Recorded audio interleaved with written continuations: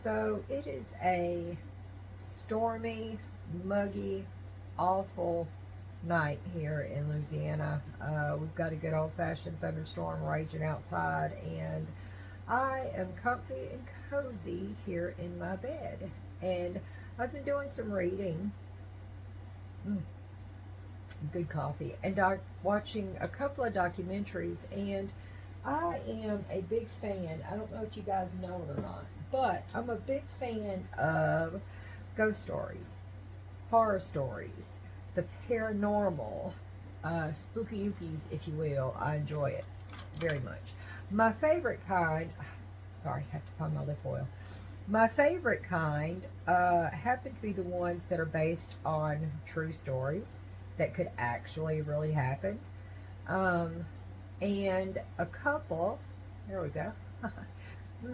A couple of my favorite people are Ed and Lorraine Warren, or were. May they rest in peace. They both passed on now. And they are known as the king and queen of the paranormal, if you will. They were at it for quite a long time. Some of you may be familiar with a couple of their cases from the Conjuring universe. They have several movies out that are based on true cases that the couple had. And I wanted to talk about one of them. It's not a part of the Conjuring universe yet, but there has been a movie made. The movie was called A Haunting in Connecticut, and it is about the haunting of the Snedeker family. And I kind of wanted to get into that a little bit tonight, and go over what really happened and maybe distinguish a little bit from some things that were overly dramatized and dramatized. Yeah, I don't know. Whatever word that is. And then, the true story around it all that came from Carmen Snedeker Reed herself. I believe she's remarried again. I'm not sure what that last name is, but I took a couple of notes to maybe help me out a little bit. So if you see me looking down, I'm checking it out. I'm not a professional storyteller yet, but we're going to see what we can do. So let's get into it, shall we? This is the story of the Snedeker family haunting. In New York, there lived a woman named Carmen Snedeker and her 4 children. Her oldest son, Philip, who was 13 at the time, her 2 middle boys, and a young daughter who was 3 when this all took place. It all began when her son, Philip, she had noticed on a Friday afternoon that he was developing a small lump on his neck. It was about the size of a pea. She didn't pay it a whole lot of mind until Monday, when it was the size of a golf ball. She became concerned. She made an appointment with his doctor, who was also concerned. They set up and had a biopsy of the lump, and come to find out, Philip had been diagnosed with cancer. It was Hodgkin's lymphoma, stage 2B. Needless to say, the family was kind of thrown into a tizzy. They didn't really know what to do. It was suggested to Carmen that she take him to a teaching hospital. The nearest one to her at the time was in Connecticut. So, as any loving parent does, she loaded Philip up. She took him to Mass because the family was devoutly Catholic. She took him to a healing Mass, and then she began to drive the 306-mile round trip daily to a teaching hospital in Connecticut, where Philip would receive cobalt radiation to his head, neck, and chest area. On the drive back from Philip's treatments, he would become deathly ill, and Carmen was afraid that he wouldn't survive the trip home. So she had talked to her husband, who could actually get a transfer to a plant in Connecticut, and they could be closer to the hospital, and closer for Philip, and that would make things easier for the family all the way around. And this is what they did. They had decided to do anyway, because Carmen was looking for a rental home in the Connecticut area, but at that time, they really didn't want to rent to families that had more than 2 children. and she had 4. So she was desperate, and on the way home one day, she drove by this beautiful colonial style home. You could tell that it was old, it had some age on it, but the woodwork and everything from the outside was just gorgeous. And there was a for rent sign in the front yard. Like I said, she was desperate, so she took a chance, and she figured that it was out of her price range, but she went in to see it. It was being renovated into apartments at the time. And the woodwork, the stairs, I mean, everything was just gorgeous. It was a 2-story home, like I said. And she spoke with the workman there, and she got the owner's phone number. She got in touch with him and was surprised to find out that it was actually within her price range. And she begged the owner to allow her to move in with her children. She told him about her situation, and the owner took pity on the family, and said, sure, of course, whatever you need. And he allowed them to rent the downstairs apartment. But it was under renovation, like I said, so they had to wait a few weeks. And they went home back to New York and kept up the travel situation the same as it was going to and from Connecticut for Philip's treatment. Prior to moving into the apartment, Carmen claims that she woke up one night with a nightmare, and she grabbed her husband's arm and immediately told him, oh my gosh, I think I messed up and I've rented a funeral home. Carmen was a big believer in dreams at the time, and her husband was not. He just kind of laughed it off and, told her to go back to sleep. It was a silly dream. In a few weeks, they packed their U-Haul, loaded their family up, and they moved to Connecticut. Now, before entering the house, and I would probably do this too, I don't know if you would, but I would. Before they entered the house, Carmen begged her husband to please go in and check before she took the children in and see if it was a funeral home. And her husband and his brother went in to have a look, and sure enough, they came running out, and her husband said, Carmen, how could you not know that this wasn't a funeral home? There were coffin pillows. There was a coffin that was still on the table. In the morgue area, there was an embalming machine, an embalming table, and there was even dried blood on one of the walls. There was a pulley that you would raise coffins from the coffin room to the viewing rooms upstairs. This was a proper funeral home, complete with blood tanks. Those had thankfully been removed, but everything else just kind of stayed where it was. And I can't even imagine. So, you guys, she tried to make the best of it. They were kind of stuck. They had to stay. They couldn't go anywhere else. And so she tried to make it as homey as she could. And she was actually, one of the first things that happened is she was mopping in the kitchen. And she had Philip with her at the time. And she put the mop from the mop bucket with the water and the cleaner. I believe she said she was using bleach at the time. From the mop bucket to the floor. The second the mop made contact with the floor, which was a wooden floor, the liquid turned thick and dark and just had the worst smell. It was rancid. She thought that she had ruined the floors, and there was a woman working in the upstairs apartment. She ran up to get her. She was doing some, I believe it was baseboard work. She ran and she got her. The woman came down and investigated the liquid on the floor and stood up and just looked at Carmen. Without another word, she left and she walked out of the room. Carmen looked again and investigated, and she thought surely, her mind went back to the funeral home, and she thought surely this can't be dried blood on the floor, but that is what it appeared to be. She grabbed some paper towels and she began to wipe that up. And right about the time that she got that cleaned up, thankfully, Philip came into the room. And she says that he was just shaking all over and trembling. And he told her, you know, Mom, we have to leave here. This place is evil.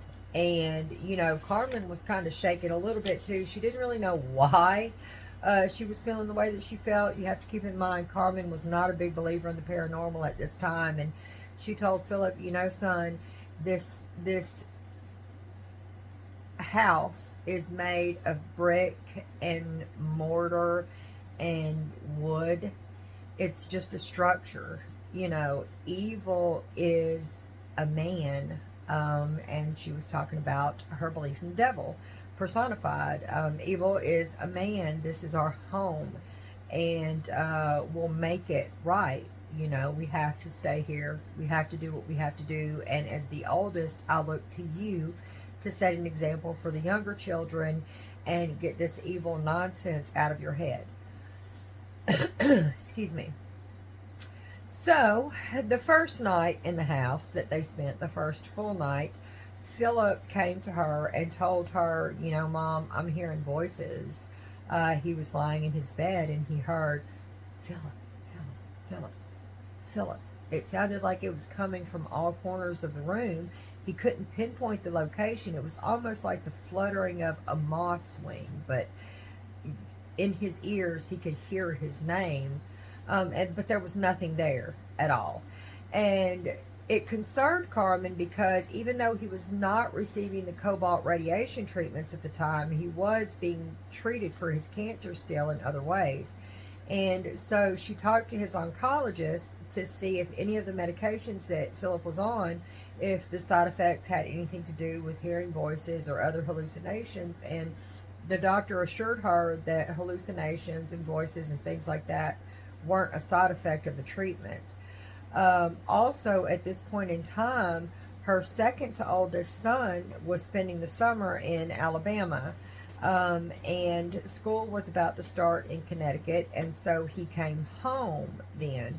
And it wasn't long before he started to complain to Carmen of the same issue. He was also hearing voices, and it was whispering coming from what seemed like the walls. There was no one there. He couldn't see anyone whenever it happened. When this son reported to Carmen that was happening to him, of course she thought that it was Philip. Philip is the oldest. The younger children, as she told Philip, look up to him. And she was sure that he was the one that was putting these ideas in their head and telling them, you know, this is what's going on. Also, during this time, Carmen's sister had become ill, and she had two girls. Tammy was 18, and her sister at the time was a 13-year-old. And Carmen, because her sister was in kind of bad shape and needed the help, decided that she would take the two extra children on, and so she did. One night, Carmen was in the kitchen, and all three boys ran to her and told her that there were three men in cloaks downstairs looking at one of Philip's toy robots. And when the boys noticed them, they all turned in unison and noticed the boys. The boys said that they were wearing hoods and that their faces were black, that they couldn't see them at all. Carmen, because it was an apartment at the time, and she thought maybe the neighbors had come in or something. She didn't really understand what was going on, but she knew the children were frightened. She went downstairs, and there was nothing there. Nothing.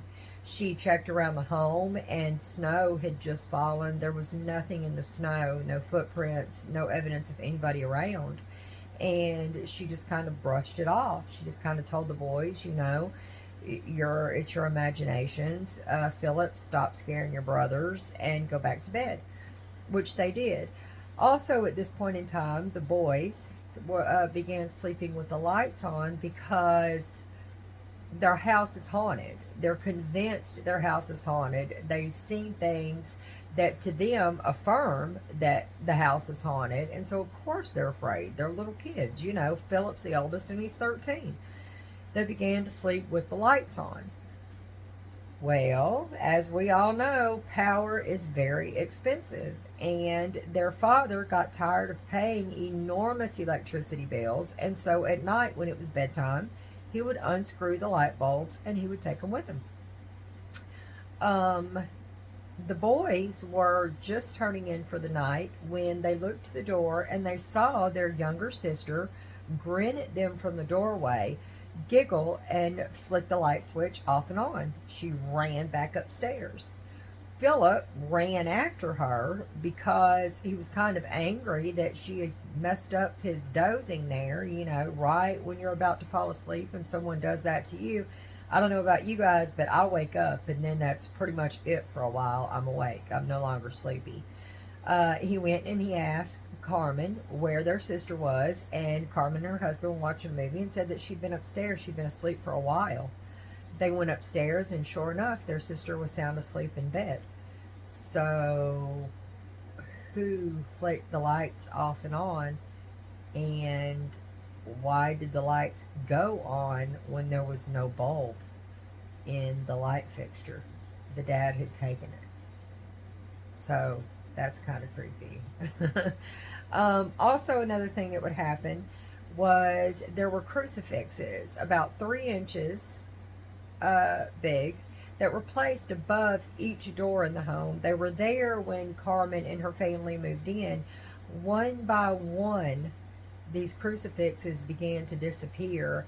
They had actually been stained over when the door frames were stained, and so it was extremely noticeable when they would go missing because you had the pillar outline of the cross still on the door, but the crucifixes were missing. She questioned the children about them. The children swore to her that they had nothing to do with the missing crucifixes, and she also began to notice that after the disappearance of each one, things would kind of get worse in the house. Looking back, she would hear footsteps when nobody else was home but her, and they would always come from below. You know, they had upstairs neighbors, so she made room for that. That was an explanation if you hear things from upstairs, but coming from below was just kind of odd to her. She would hear her dishes rattle. She would hear a phone ring coming from what used to be the morgue, and nobody had access to that section, but there was no phone in there. But she would hear an old style telephone ring coming from that room. And at the time, like I said, she really didn't think too much of it. When her nieces came to live with her, Tammy and Philip had been really good friends. Like I said, Tammy was the oldest. She was 18. And she came to Carmen one day. She was really concerned because Philip had been changing. Now, granted, Philip was 13. He was going through an awful illness, and he was being faced with his own mortality. And he was living in a funeral home. You know, give the kid a break. Things were kind of rough on him, but he was withdrawing, and his personality was just getting darker and darker. He would spend a lot of time in that room by himself, writing, listening to music that Carmen thought was kind of inappropriate for him to be listening to. The lyrics were dark and, you know, not so nice. And Tammy had actually brought some writings and drawings to Carmen because she was concerned about Philip. When Carmen looked into his journal and his sketch pad, it was violent imagery and violent writings, things that had to do with necrophilia, and just other really dark things. And so Carmen reached out for help for Philip, and he began to see a therapist in order to try to get those things out. But unfortunately, it didn't seem like that was helping a whole lot. because over time, Philip just became more violent and would lash out at his siblings as well as his cousins. There was one point in time he was kind of giving his little brother hell, and Tammy stepped in to try to stop it, and Philip threw her across the room like she was a rag doll, like she weighed nothing, you know. Um, then the one night that affected Carmen emotionally the most in the house was the night that Philip attacked his cousin Tammy in her room. It doesn't really go into how he attacked Tammy, but it kind of sounds like it might have been um, in maybe a sexually motivated type of way. I don't know that to be true. It just kind of sounds like that. Carmen did write a book called In a Dark Place. She's also in the process of writing two new books, but that's where I gathered a lot of this information from. So it sounds like that's what happened.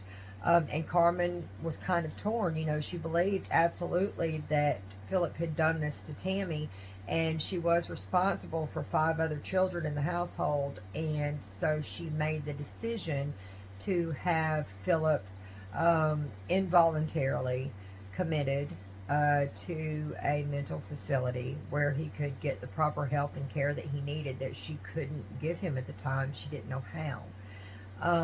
And so they had dinner one night, and then, as she puts it, the men in white coats came for Philip. Nobody else had any idea that this was happening except for Carmen. They put him in a straitjacket, and he began to scream and to cry and to say, "Please, Mama, please, please don't let them take me. Please don't let them take me. You don't understand. If they take me, what's here is going to start coming after you. Please, Mama." And, you know, of course, there was nothing that Carmen could do. She could do nothing. She followed them to the hospital, and they had calmed Philip a little bit, and he raised his head, and the last thing that he told her at that time was, "Mom, now that I'm gone, they're going to come after you." And she just kind of left.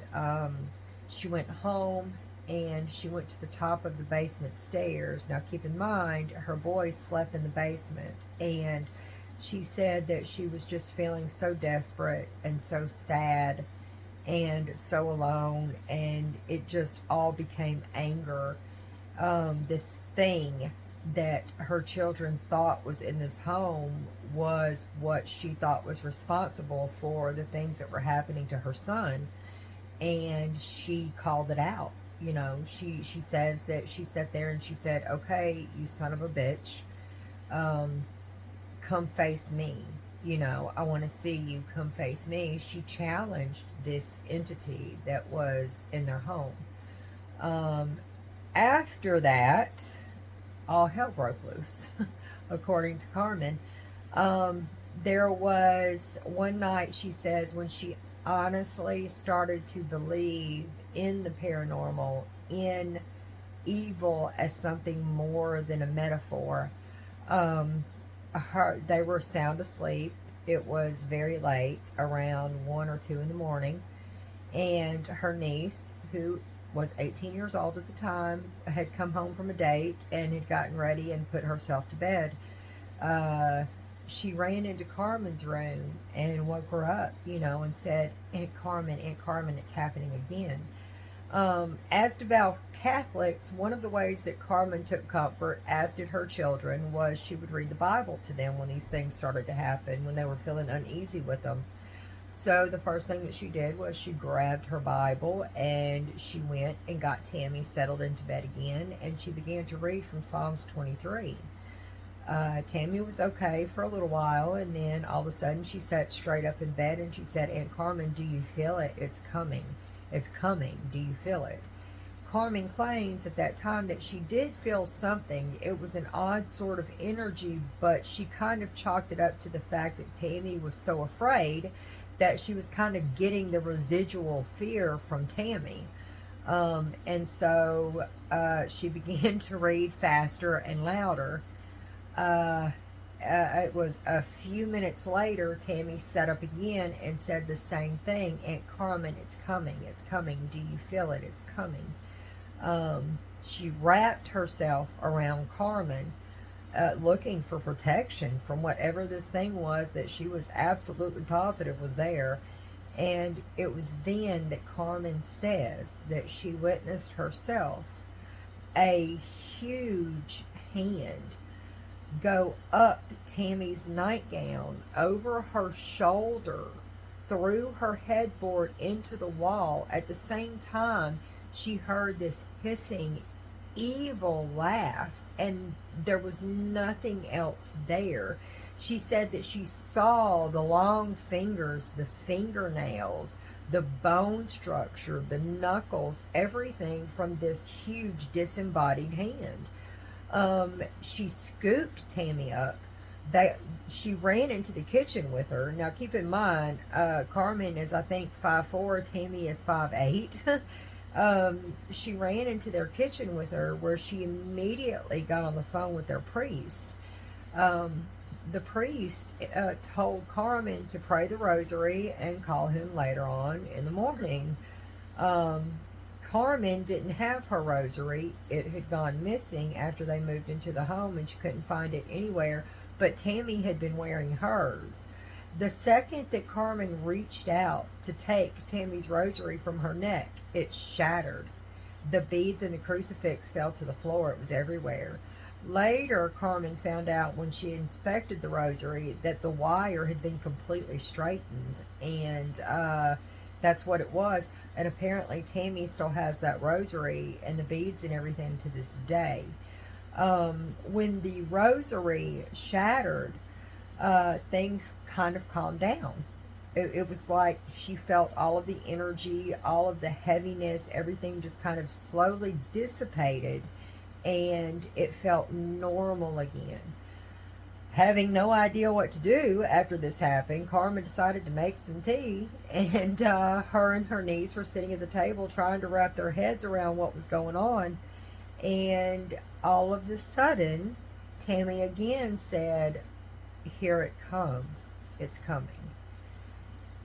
Carmen grabbed her Bible and stood up and put her arms around Tammy, and she says that this black shadow smoke just kind of enveloped them and pinned them in place. They were unable to move. Carmen says that this was the only time in her life where it had happened that, normally she can say the rosary forwards and backwards, and she couldn't think. She couldn't even speak the Lord's Prayer. She could do nothing. She was absolutely helpless, encompassed in this evil, this evil manifested in this dark just stuff, this dark smoke, fog or whatever, if you will. Eventually that dissipated also, and Carmen ran to her husband and she told him, "This house is haunted. There is an evil in this home. We have to do something." To which her husband replied, "The kids have gotten to you too. It's all in your head, Carmen. It's all in your head." Keep in mind, also during this time, it was the same things. It was the footsteps, it was the doors slamming, it was the dishes rattling, it was the things disappearing, but Carmen saw those in a different light now. Each one of those incidents were now paranormal. It was now an evil, an entity that was doing these things. And she began to withdraw from society. She kind of reached out to her friends, hoping that maybe they could understand, because she's going through this alone. She has nobody but the children, and she has to be the rock for these children, right? When she tries to reach out to her husband, he doesn't believe her. He laughs it off. And so also another thing that was happening to Carmen was that she claims that she was also being sexually attacked by this entity. She was being bitten and scratched, and she was also sent these horrible visions of just horrible, horrible things that were so bad she calls them visions of hell. And you can also read details of that in her book. I don't want to really spoil that for you, in case you want to read it. It's very good. I would recommend it. Um, but anyway, she was taking a shower one night, and she had a vinyl shower curtain. And I don't know about you guys, but I know sometimes when I'm in the shower, especially if the shower curtain isn't weighted, you know how it'll sometimes flap around, and you'll feel it touching your ankles or whatever. I've had that happen. Well, Carmen kind of thought that's what it was, and slowly the shower curtain began to wrap around her and constrict. She fell, taking the entire shower curtain with her. It engulfed her face, and she couldn't breathe. She was suffocating. She was making as much noise as she could, but she was muffled. Finally, it got Tammy's attention, and Tammy had to come in there and peel this vinyl shower curtain from Carmen, because it was like it was vacuum sealing her, basically. Uh, Thank goodness she had a friend that gave her a newspaper article that featured no one other than the Warrens. And it was 3 o'clock in the morning. She called Lorraine Warren, spoke to her. Lorraine assured her that she would be there the next day, and she was. When Lorraine walked into the home, she felt like there was a darkness there. She picked up on necrophilia right away, as well as some burned children that were inhabiting the space. And all of this could be documented later on once they were aware of it. And some other things that Carmen wouldn't really say what it was, but apparently they turned out to be true, real things. The Warrens did a very thorough investigation. There are things that were eyewitness testimony that people saw that happened in the house, like Carmen would be put into trance and a trance state, and this is when she would see her visions. Other things happened to other people in the home. Carmen states that they got a lot of psychic evidence, but as far as eyewitness, or as far as physical evidence, there really wasn't very much. The house was eventually exorcised. As a matter of fact, there is a figurine that you might see on Ed and Lorraine Warren's shelf in the movies The Conjuring, in their haunted item room, of a Virgin Mary. Or it was either the Virgin Mary, or I think it might have been a plastic effigy of Christ, and the hands have melted right off. She gave that to Ed Warren. I mean, just melted during the exorcism. Can you imagine? Whew. So anyway, the home was eventually exorcised. The family did move because once their story became public, they were tormented by the living. People were constantly there. They were constantly being teased. The kids had a horrible time in school and things, you know. So they did move out, and they've been on talk shows. I believe they were on, I don't know if it was like Phil Donahue, or it's one of those talk shows from that era.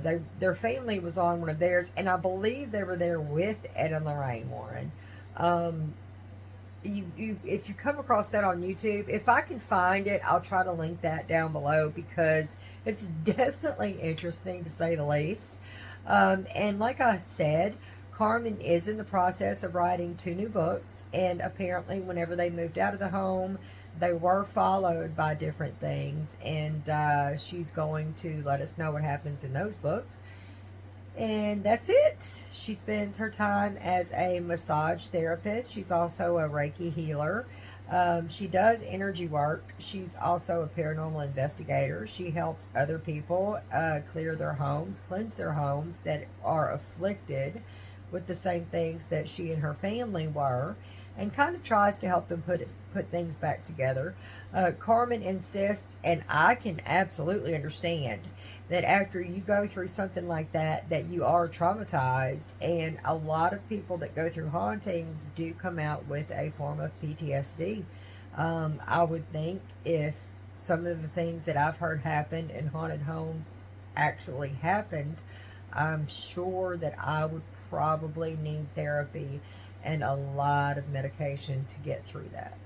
But that's it, guys. This is episode 1 of my new paranormal series. I hope that you enjoyed it. I certainly enjoyed it. I'm not a professional storyteller, but I try.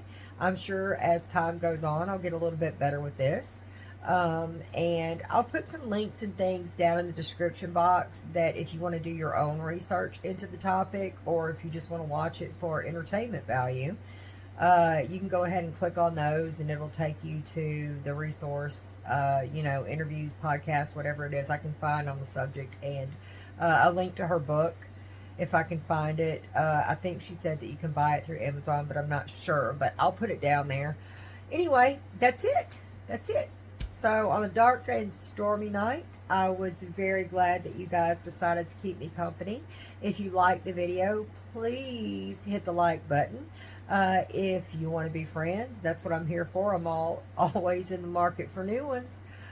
Go ahead and subscribe to the channel, and I look forward to reading your comments. If you guys have any kind of paranormal experiences on yourself, or if there's a case that you would like to hear more about, put it in the comment box down below. I know I would be interested in hearing it, and maybe we can all discuss it here at a later point in time. But yeah, that's it, you guys. I will talk to you later. Stay safe, stay cozy, and be well, no matter what the weather is, inside or out.